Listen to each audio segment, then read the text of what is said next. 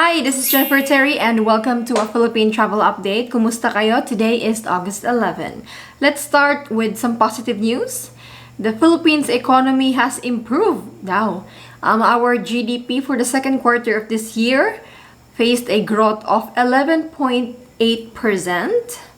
That is good, but they're calling it base effect now because last quarter, we went into a big nosedive. Ganun yan, guys. So, with the second quarter of this year, increase ng konti. Pero we're still far from the pre-pandemic. Bago yung pandemic, malayo pa tayo doon. But we need to push harder. So, we need to push our vaccinations pa more so that we can reopen. Anyways, the Department of Health has been flagged by the state auditors over several deficiencies in its utilization of the 67.32 billion funds, COVID-19 funds. It's not surprising. I think all Filipinos are expecting that there is some, as with all things naman in the Philippines, there's always corruption, and of course with this huge budget, kaya itong corruption na ito is also, I think, one of the reasons why some Filipinos do not believe in COVID. They see it as a means for these corrupt officials to get money or steal money, no? But guys, even if there is corruption in Department of Health, in a Philippine government, doesn't mean that COVID is not real, guys. Look at other countries naman. Sana maimbestigahan itong Department of Health dahil matagal na yan, guys. Kaduda-duda. And dapat lang imbestigahan yan kasi si Duque, guys, wala na tayong tiwala dyan. Maraming nag-request he should resign, but he's still there, and I don't know what the president sees in him. He's so amazing na we have to keep Duque in place. Moving forward, because of this surges, Iatf suspends shortened quarantine for some fully vaccinated individuals. It sounds like green lanes is out, but no, this is not about green lanes. Green lanes is still in place. We're talking about people in the Philippines who are fully vaccinated. They get exposed to a COVID-19 case. Well, before, they could avail a shorter quarantine of only 7 days. But with this change, they would have to follow the 14 days quarantine, regardless if they're vaccinated or not. So this poses a question of would they stop green lanes? We don't know. But there is possibility. Next topic we'll talk about, guys, will be very intriguing and controversial. Governor Gwen.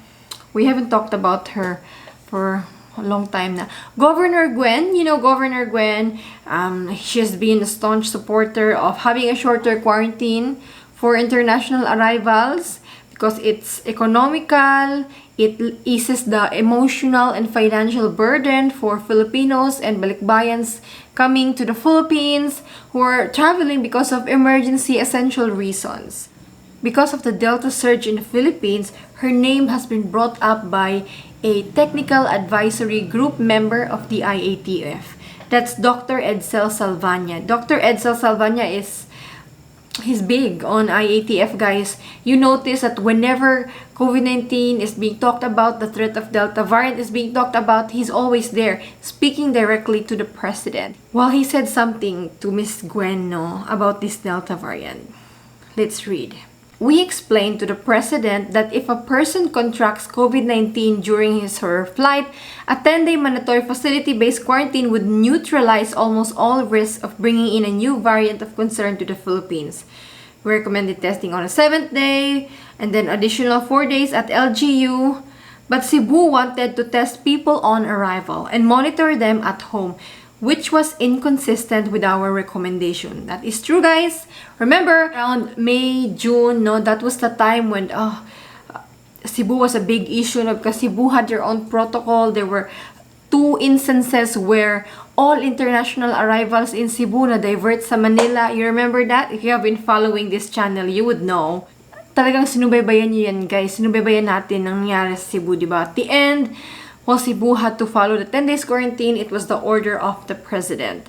But anyways, according to Dr. Salvania, Despite the President's directive, Cebu remained in favor of their less stringent protocols. Some IATF and technical group members, including myself, went to Cebu at the end of June and presented the threat of Delta to Cebu Provincial Board. Yep. We warned that if Delta got into Cebu due to lax border control, a bad surge was forthcoming. Delta is now in Cebu, causing a large spike in cases, overwhelming their healthcare system. Some of the Delta outbreaks in Mindanao have been linked through genome analysis to returning Filipinos who entered through the Cebu airport. While it might have been impossible to completely stop Delta from coming in, it could have been further slowed down. Ooh. Before we give our opinion, let's hear what is Governor Gwens' response to this. Declaration not supported by clear data. Tungod lang kay ni-ari sila, ni-warning sila. Kaya nga naman, pag human ato, the President made a decision, dispute ka. So nga kita may i-agree mo. Hagbay naman na, dito na nigawas ng Delta variant, ano man. Kaya mag-testing sila, ikapitong adlaw na lagi. Unya-uay klarong bantay dito sa mga hotels. Makagawas-gawas, magbundog, tanan.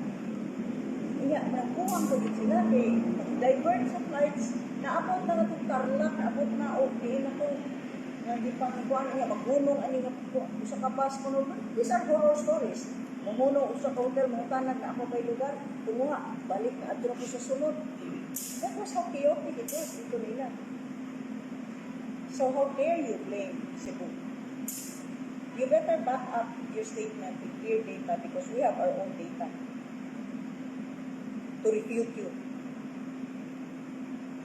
Next time, Dr. Silvania, be mindful of your statements. You consider yourself an expert. Well, you've been around, haven't you? For over a year. And have you been able to come up with a clear roadmap of how to deal with COVID-19? All that you seem to recommend is dance the sinulog. 2 steps forward, 1 step backward. But worse with you. It's 1 step forward, 5 steps backward. For the economy, for livelihoods of people, for this country, in fact. So watch what you say. Because you just cannot put Cebu down this way. How dare you? Yes, Cebu is facing a surge in cases talaga, guys. But the question really, is Cebu to blame? Well, it's very clear from the doctor's statement, Dr. Salvania's statement. I beg to disagree with you, Governor Gwen. I don't think he's blaming Cebu. I think he's blaming you. But going back to the Cebu protocol, what they did was that you get tested upon arrival, you stay in the hotel until you receive your negative result. When you receive your negative COVID test result, you continue your quarantine at home if your home qualifies for home quarantine, guys. If you have your own bathroom, own room. But if not, you'll be sent to a barangay isolation facility. So Cebu still followed the 10 days quarantine, yeah? They still followed 7 days. Testing, 7 days testing. They're even more stringent. They're doing two tests, merong risk doon sa pag-transfer, but on the part naman with the IATF, nung sinabi ni Governor Gwen na hindi nababantayan, that there is not enough and proper surveillance of people who are in quarantine in the hotels, that is true. That is true, guys. You guys should see pictures of Filipinos on quarantine, nag-iinuman. They're drinking and mixing together like it's a party. Some were even allowed to go outside. There was a Non OFW quarantined in a certain hotel. The food in the hotel was too expensive. He went outside, bought some food from the karinderya. And there was even a balikbayan na reklamador na mali-mali yung reklamo. He was very upset with his quarantine hotel. During quarantine, ayun, nakipag-uusap pa sa manager. Indeed, there are insufficiencies there are lack of surveillances, security sa quarantine sa hotel. Don't IATF admit it. You're so scared about Delta, but then sa airport, ang raming process. If you're worried about contact, then when people arrive in the Philippines, they should just go through immigration and go straight to the hotel. Maraming eklabush process sa airport. Isn't that risky? So, IATF is blaming, pointing fingers. Would that help the situation, no? Well, today's cases of the Philippines, guys, more than 12,000 cases have been recorded for today. Around 12,000 out of the 38,000 tests administered turned out positive. That's about 29.9%. That's about 21.9% positivity rate. It means, sa 5 taong magpapatest, isa dyan positive. We should ramp up our testing, no? And most especially, ramp up our vaccination. Speaking of vaccination, thank you to the UAE government that has donated more than 100,000 doses of Sinopharm vaccine to the Philippines. So that is the update for today, guys. There's no change in the international travel testing, quarantine, entry rules. Right now, it's not looking good, so don't expect that there was shorter quarantine or ease restrictions on entry. Those who wants to qualify green lanes, you must watch out. Baka baguhin nila, guys. But for now, it's still in place. But what do you guys think about that doctor's statement to Governor Gwen? Do you agree? Do you disagree? But thank you so much for watching, guys. I'll see you soon with another travel update. Stay safe and God bless. Don't forget to like this video. Subscribe to the channel if you want to stay updated with the quarantine, testing, entry rules in the Philippines. And I'll see you again. Stay safe. Bye-bye.